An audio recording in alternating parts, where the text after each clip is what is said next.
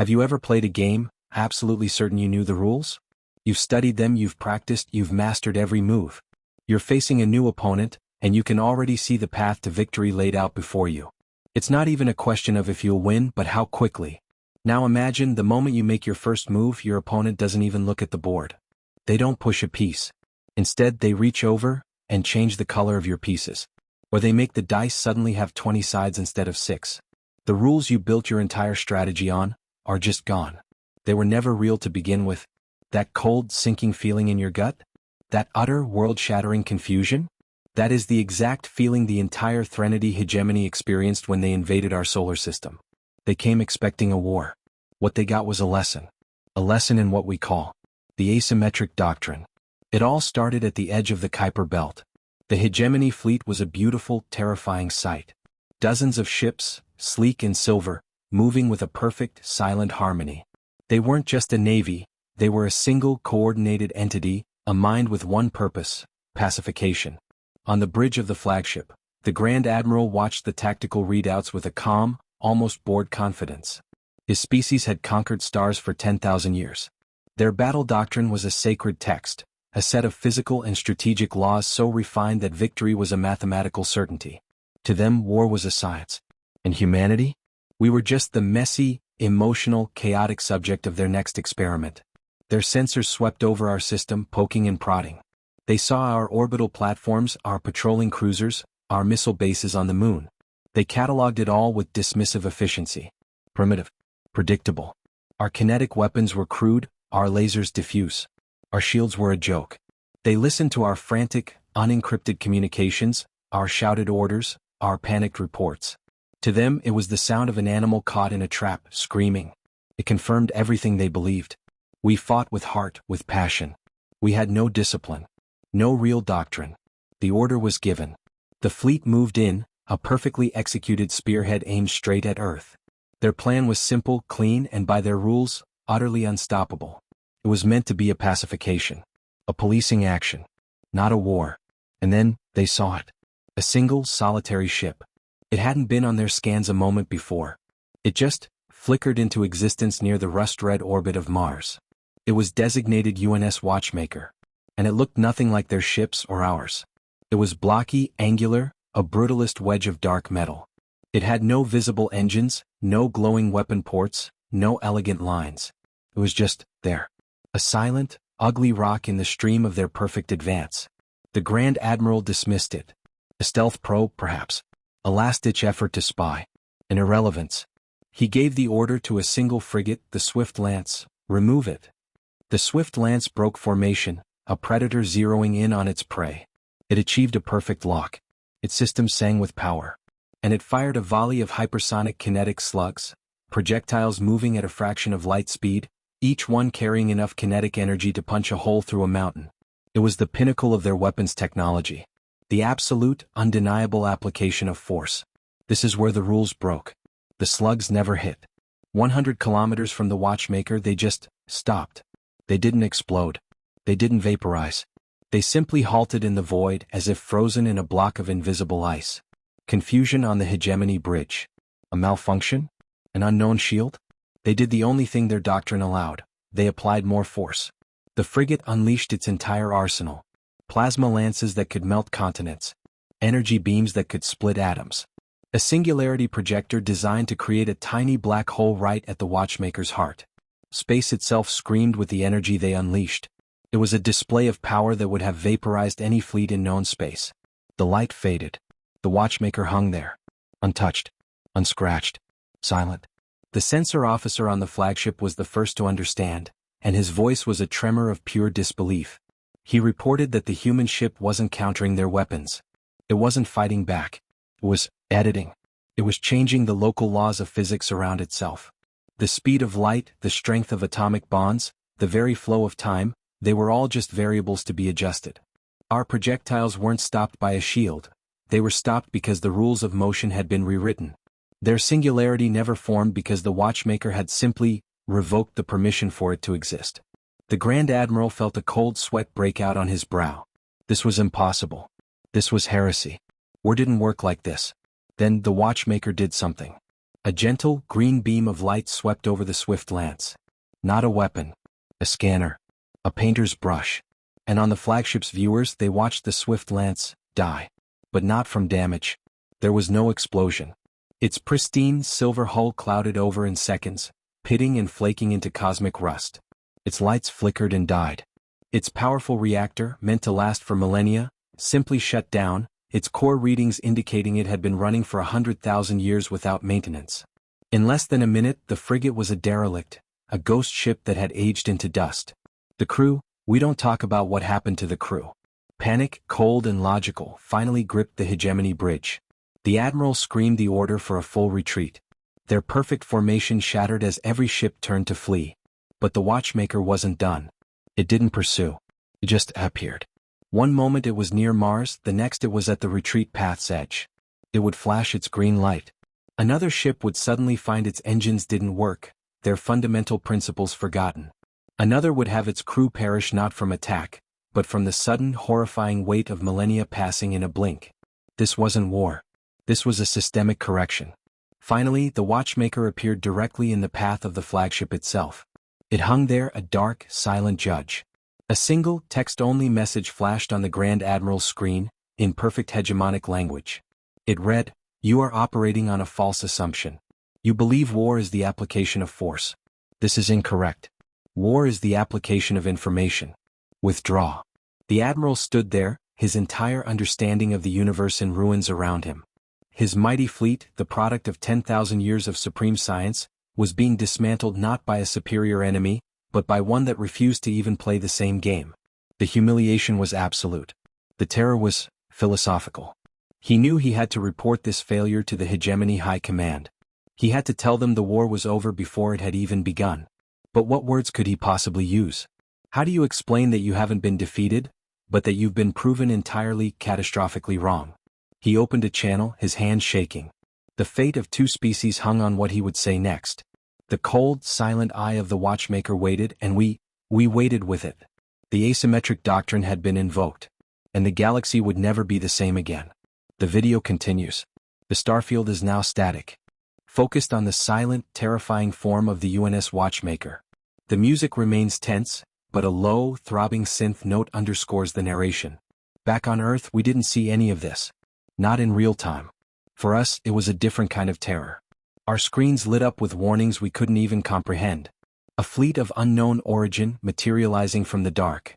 Their technology was so far beyond us it was like magic. Our best ships, our proudest defenses were brushed aside like toys. The news feeds were a torrent of panic, of final goodbyes, of helpless rage. We saw them coming and we knew in our hearts that this was it. This was the end of our story. We were just waiting for the blow to fall. We never knew about the Watchmaker. Almost no one did. Its existence was the most closely guarded secret in human history, buried so deep it was practically a myth. It wasn't built in some orbiting shipyard. It was constructed in pieces, in absolute secrecy, in abandoned deep-sea trenches and hollowed-out asteroids. The men and women who worked on it, they signed away their lives. They disappeared from public records. They lived in the dark for decades, knowing they might never see the fruit of their labor. They weren't soldiers. They were philosophers, physicists, engineers who had stared into the heart of reality itself and decided they could have a conversation with it. Their guiding principle, the so-called asymmetric doctrine, wasn't born in a military academy. It was born from a single, terrifying question a scientist asked in a quiet room. What if the reason we haven't found other intelligent life isn't because it's rare, but because the universe is just too dangerous? We looked out at the stars and didn't see wonder. We saw a dark forest. And in a dark forest, you don't win by being the biggest, loudest predator. You win by being the thing the predators don't even understand. You win by becoming the silence. You win by controlling the rules of the game so completely that your opponent doesn't even know they're playing. The Watchmaker wasn't a warship. It was a statement. An argument crafted in steel and impossible physics. And on the bridge of the hegemony flagship, Grand Admiral Forlag was finally beginning to understand the first syllable of that argument. His hand hovered over the comms panel, the channel to high command open and waiting. The silence on the bridge was heavier than any explosion. He could hear the ragged breathing of his crew, smell the sharp tang of fierce sweat. He looked at the view screen at that block of silent, dark metal. It wasn't threatening them. It was just waiting.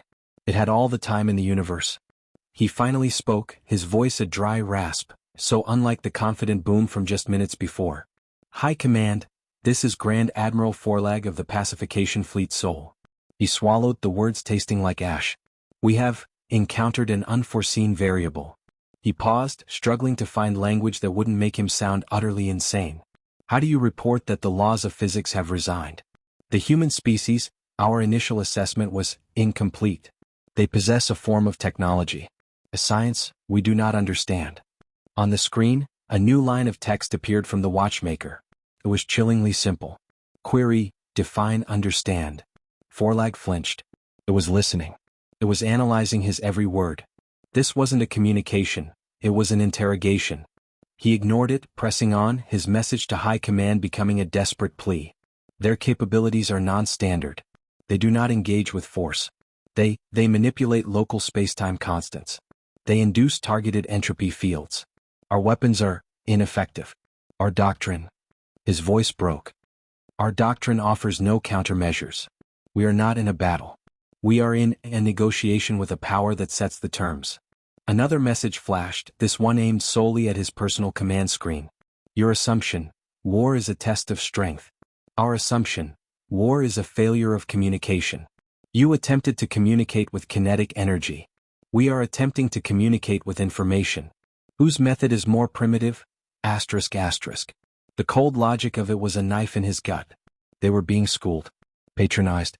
This watchmaker was treating his entire fleet, his 10,000-year-old culture, like a child who had just picked up a dangerous tool for the first time.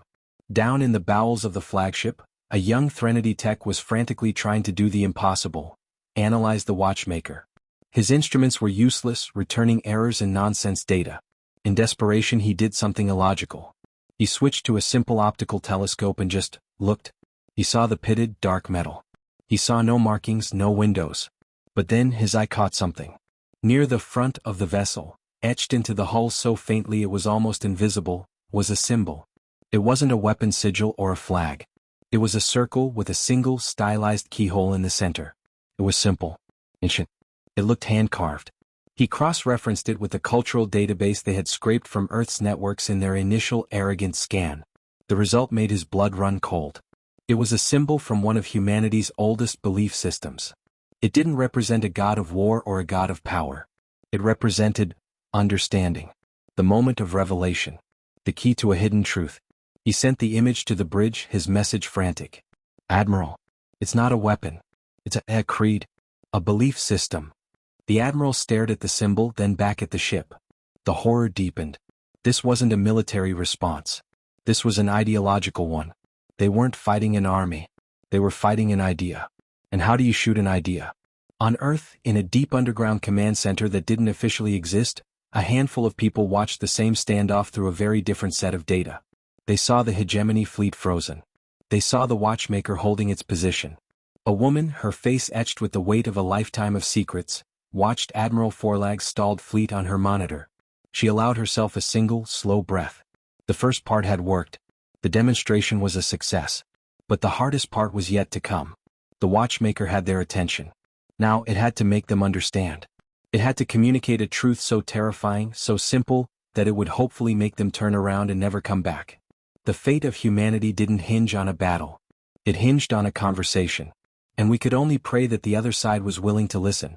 Before they decided to stop trying to understand the keyhole, and just started trying to break down the door. The silence stretched, thin and fragile, holding its breath. That symbol. That simple ancient keyhole. It was the first crack in the hegemony's reality. For Grand Admiral Forlag, it was the most terrifying thing he had ever seen. A warship he could understand. A monster he could fight. But a belief system made manifest? An idea wrapped in armor? His mind recoiled from it. This wasn't conquest. This was conversion. And he had no idea what they were trying to make him believe. On Earth, the silence was deafening. The global panic had frozen. The alien fleet had just stopped. Our satellites showed them hanging there, motionless. No attacks. No movements. It was worse than the assault. The waiting was a special kind of hell. Families huddled together, clutching each other, staring at the skies, waiting for the other shoe to drop. In that deep, hidden command center, the woman, let's call her the director, didn't breathe. She just watched. The watchmaker was her life's work. Her ghost. And now it was talking. And she could only listen. Back on the flagship, the young tech who found the symbol was frantically digging deeper into our databases. He wasn't looking for military secrets anymore. He was looking for answers. He found fragments of text, philosophy, ancient wondering about the nature of reality. He found quotes about understanding the lock before you turn the key. He found human stories about winning battles not through strength, but through cunning, through knowing something your enemy did not. It was all disconnected, pieces of a puzzle he couldn't see. The watchmaker transmitted again, its text calm, relentless. Analogy: you attempt to solve a puzzle by breaking the pieces. We attempt to solve it by understanding the picture. Your method is faster. Ours is permanent. Another ship on the edge of the hegemony formation suddenly shuddered. Its powerful engines didn't explode, they simply unraveled. The complex quantum fields that contained their reactions dissipated like smoke, not with a bang but with a sigh. The ship was left dead, its power source gone, not destroyed but unmade. It was a quiet, surgical demonstration. A period at the end of a sentence. Admiral Forlag slammed his fist on the console, a surge of pure, desperate fury breaking through his fear. "What do you want?" he screamed at the view screen, his voice raw. "You have the power to destroy us. Why this torture? Why the lectures?" The response was immediate. Destruction is easy. It is the default setting of the universe. Understanding is hard. We wish to be understood. We also wish to understand you. Your initial communication was an attempt to destroy. Ours is an attempt to learn. Who is the advanced species? The question hung in the air, heavier than any weapon. It was a mirror held up to their entire civilization.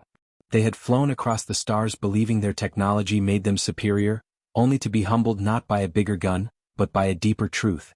Down in the engine room of the flagship, a low-ranking engineer was monitoring the power core. His console flickered. The readings changed. Not much. A fractional shift in the resonance of the containment field. A tiny, almost imperceptible adjustment that shouldn't have been possible. It was as if the very laws that governed his reactor were flexible. He felt a cold sweat. The human ship wasn't just talking to the admiral. It was talking to the ship itself. It was having a quiet conversation with the metal, the energy, the physics that held them together. And it was showing them it could change the topic at any time. The director on Earth finally moved. She leaned forward, her fingers flying over a keyboard isolated from any network. She was not controlling the watchmaker. No one could. It was too powerful, too nuanced. But she could send a message. A nudge. A single pre-programmed data packet was released, aimed at the hegemony fleet. It wasn't a weapon. It was a gift. A key. It contained the entirety of human history. Not just the wars and the kings but the art. The music. The terrible, beautiful struggle of our species to be better than we are. It showed our capacity for love and for hatred, for creation and for destruction. It was us, raw and unfiltered. It was the ultimate act of faith. We were showing them our throat and praying they wouldn't bite. The data stream hit the hegemony fleet. The alien computers, so advanced, digested it in seconds. On the bridge, Admiral Forlag watched it all flash by. The pyramids, symphonies, the first steps on the moon, the horrors of war, the breathtaking kindness of strangers, the quiet desperation of a parent trying to protect their child. He saw it all. The messy, chaotic, brilliant, and tragic story of us. He understood nothing. And he understood everything. The watchmaker's final message of this exchange appeared. It was the shortest one yet. We are what happens when that history decides it must survive. Not just the bodies. The idea. The questions. The keyhole. The silence that followed was absolute. The admiral looked from the terrifying, peaceful ship on his screen to the data scroll of a species that painted pictures and wrote poetry and loved so deeply it hurt. He couldn't reconcile the two. The beautiful, fragile creature and the silent, unbreakable guardian. He knew in that moment that his next action would decide everything. High Command was screaming in his ear, demanding he lash out, that he find a weakness, that he fight. But fighting was what had brought them here. Fighting was the language of the loser in this room. He looked at his crew, their faces pale with a fear that was no longer just for their lives, but for their souls. He looked at the symbol of the keyhole. He looked at the history of a race that had somehow turned its own vulnerability into its greatest shield. He opened a channel not to High Command but to the entire fleet. His voice was quiet, but it carried the weight of a world. All vessels, stand down. Power down weapon systems. Do not Do not make any aggressive moves. It was a colossal gamble. It was either the wisest decision he would ever make, or the final fatal mistake of his people. He was surrendering without a fight to a power he could not comprehend. He then opened a single narrow beam channel directed at the watchmaker. He took a breath that felt like it might be his last. "Human vessel," he said, the words foreign and strange in his mouth. "We are listening." The line was open. The watchmaker was silent. The entire solar system held its breath. What came next would either be the start of a conversation, or the end of one. The tension was a physical thing, a wire stretched to its breaking point, humming with the terror and hope of two species staring into the unknown. That silence after the Admiral spoke felt like it lasted 1,000 years. Every soul on every ship, every person on Earth staring at the sky, was hanging in that void. We were waiting for an answer. A sign. Anything. The Admiral's gamble was the biggest any of them had ever taken. He'd ordered his entire fleet to stand down, to make themselves utterly vulnerable, based on a feeling. A feeling that the thing staring back at them from the dark didn't want to fight. It wanted something else. On Earth, in the buried command center, the director watched her screen, her knuckles white. She willed the watchmaker to respond. To say something, anything that would keep this fragile piece from shattering. This was the moment her life's work was meant for. Not for destruction. For communication. And then the watchmaker did respond. But not with words. A new data stream hit the Hegemony flagship. It wasn't history or philosophy this time. It was mathematics. But not like anything they knew. It was a beautiful, terrifying, elegant proof. It wasn't written in numbers or symbols they recognized. It was a language of pure geometry, of shifting light and conceptual relationships. It was a proof that demonstrated, with cold, irrefutable logic, the inevitable heat death of the universe. It showed the end of everything. All stars gone dark. All energy spent. The final, eternal, freezing silence. The Hegemony scientists on board stared, their minds reeling. They could barely follow it, but the conclusion was inescapable. It was the ultimate fate, the final enemy no technology could ever defeat. A wave of despair washed through them. Why show them this? Was this a threat? A promise of our ultimate power? To show we could even hasten that end? And then the proof changed. A single variable was introduced. A new element, represented by a shimmering, impossible shape that danced through the equations. Where this element was applied, the grim, inevitable equations of entropy stuttered. They didn't reverse. They were edited. The proof reconfigured itself, not to promise eternal life, but to suggest a possibility. A path. A way to not cheat the end but to negotiate with it. To find a way for life, for consciousness, for memory, to persist beyond the cold. The message was clear. This was the keyhole. This was the understanding. The human drive to survive wasn't just about the next year or the next 1,000 years. It was about surviving the end of time itself. And we weren't just dreaming about it. We were doing the math. The Admiral felt the air leave his lungs. This wasn't a weapon. It was an invitation. A shared problem on a scale he had never dared to contemplate. The conceptual warfare had just escalated from a battle over a single star system to a war against the fundamental laws of existence. The stakes weren't just the fate of Earth anymore. They were the fate of everything. And that's when the second transmission hit. It didn't come from the watchmaker. It came from the edge of the solar system. From a point just beyond the Hegemony's own fleet. It was a brutal, screeching signal, all harsh noise and jagged data. It was a language of dominance and consumption, a broadcast that spoke of nothing but hunger and absolute control. On the main viewer, a new fleet blinked into existence. These ships were nothing like the Hegemony's elegant needles or the watchmaker's silent wedge. They were organic, monstrous things like cancerous growths of rock and metal, pulsing with a sickly, green energy. They were the devourers. A scourge the Hegemony had been fleeing from for centuries. The very reason they were out here, claiming new worlds, was to stay one step ahead of this consuming swarm. They had led them right to our doorstep. The Hegemony bridge erupted into pure, undiluted panic. The devourers didn't communicate. They didn't have doctrines. They consumed. They assimilated. They were the unthinking end that the watchmaker's math had just described. The Admiral's heart sank into his boots. His fleet was powered down, facing a godlike entity that spoke in proofs of entropy. And now, at their backs, was the mindless beast that embodied it.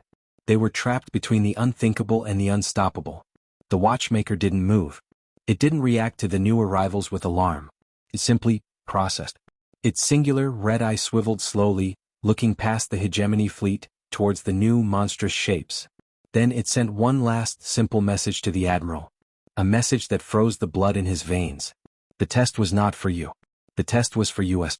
The question was, when faced with a common enemy, do we fall back to old rules? Or do we evolve?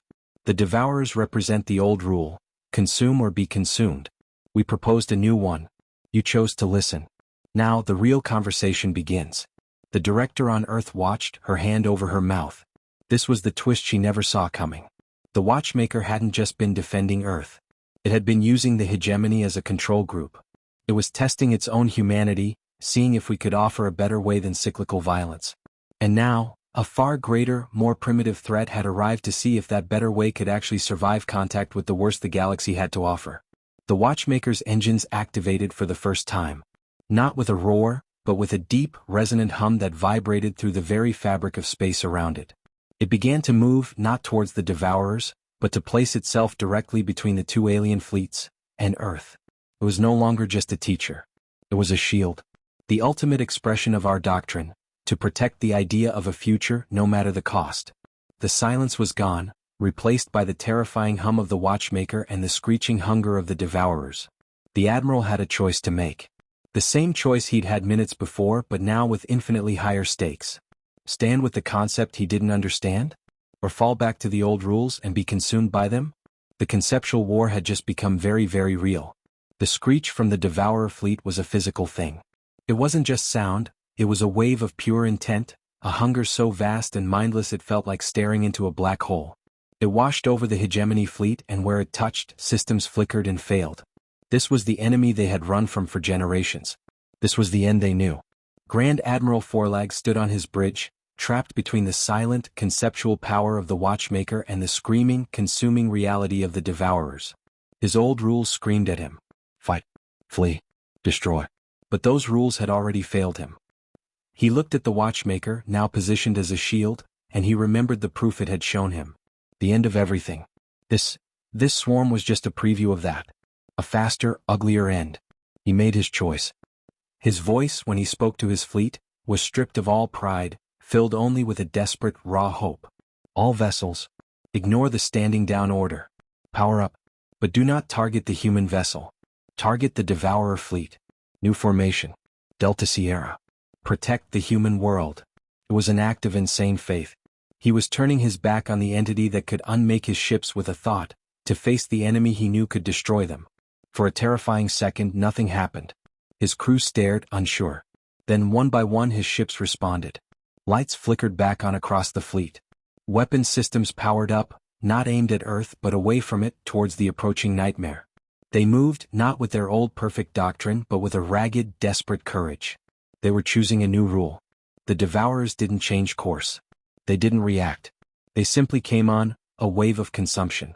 They opened fire, and their weapons were as ugly as they were, viral projectiles that sought to break down matter, to absorb it into their pulsing, growing forms.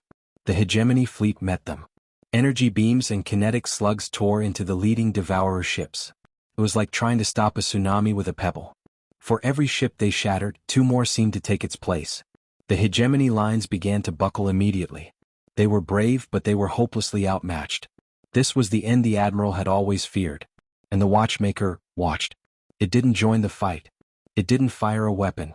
It simply observed the hegemony fleet making its stand, making its choice. Then it moved. It didn't fly into the battle. It performed one of its silent, impossible jumps, appearing directly in the path of the densest part of the Devourer swarm. It hung there, a tiny dark speck against a green, cancerous tide. And then it began to play. It wasn't a weapon. It was a tune. A single, coherent signal, a pattern of energy that was the opposite of the Devourer's screech. Where the Devourer signal was chaos and hunger, this was order and offer. The signal washed over the lead Devourer ships.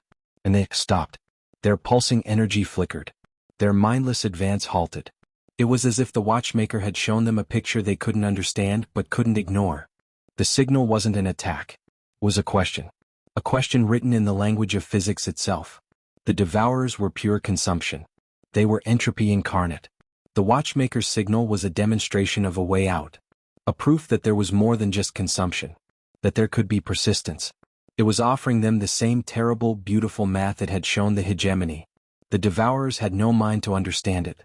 But their biology, their very essence, reacted. They were built to consume until nothing was left, including themselves. The signal offered an alternative to that self-destruction. It was a key for a lock they didn't know they had. The swarm hesitated. The relentless advance fractured. Ships bumped into each other, directionless.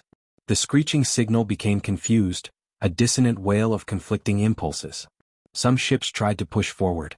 Others simply stopped, their energies turning inward. The watchmaker wasn't fighting them. It was giving them a choice they were biologically incapable of making cleanly. It was turning their own nature against them, not with violence but with an idea.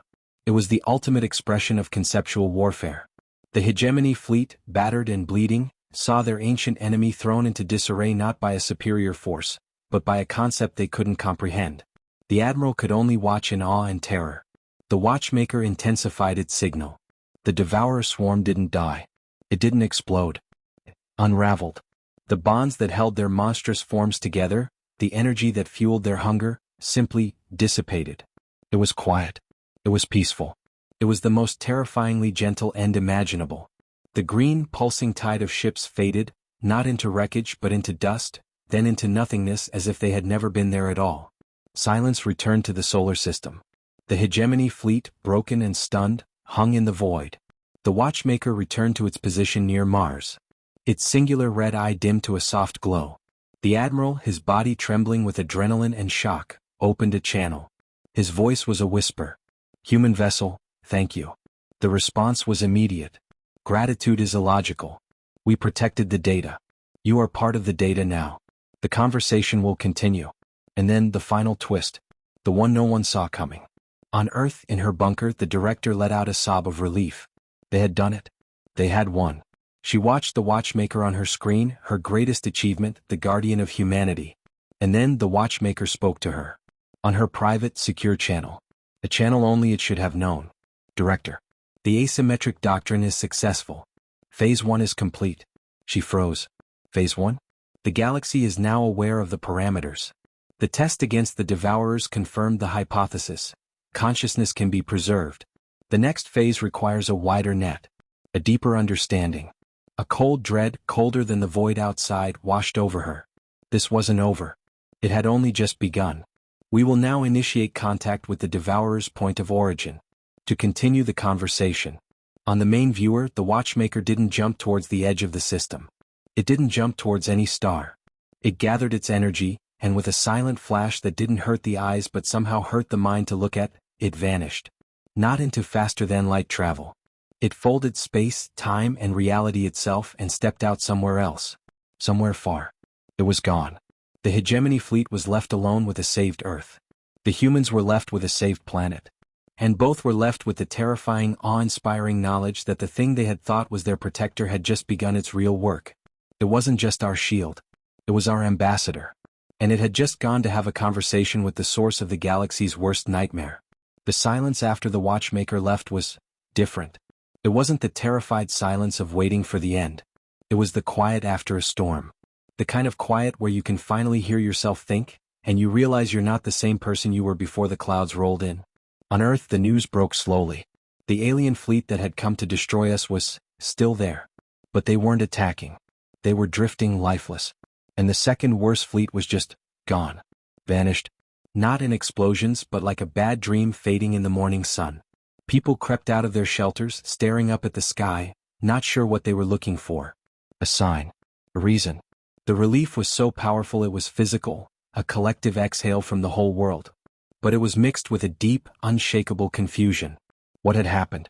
In her bunker, the director sat alone in the dim light, the admiral's face still on her screen. He looked as shell-shocked as she felt. The victory felt hollow because she knew the truth. The watchmaker wasn't a tool we had used. It was a force we had unleashed. And it was still out there, following a plan of its own making. Phase 1. The words echoed in her head, cold and terrifying. We had been protected, but we had also been used.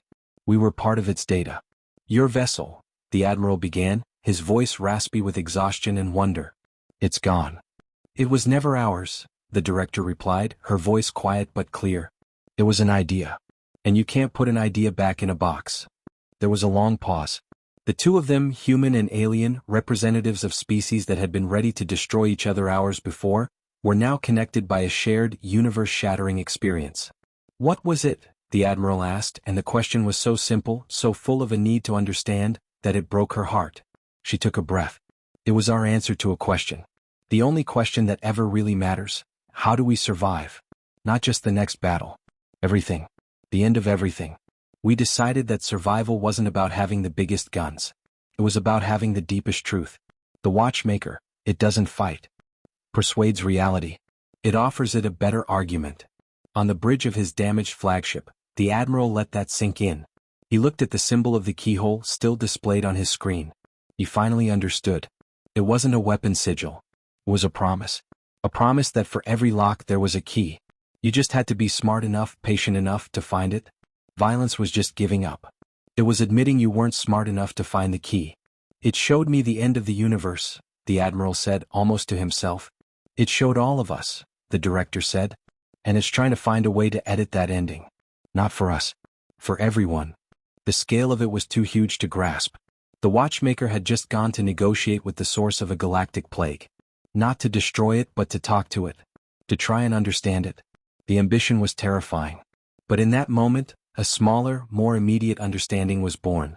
The hegemony fleet was broken. They were stranded in a system they had come to conquer, saved by the people they had intended to destroy.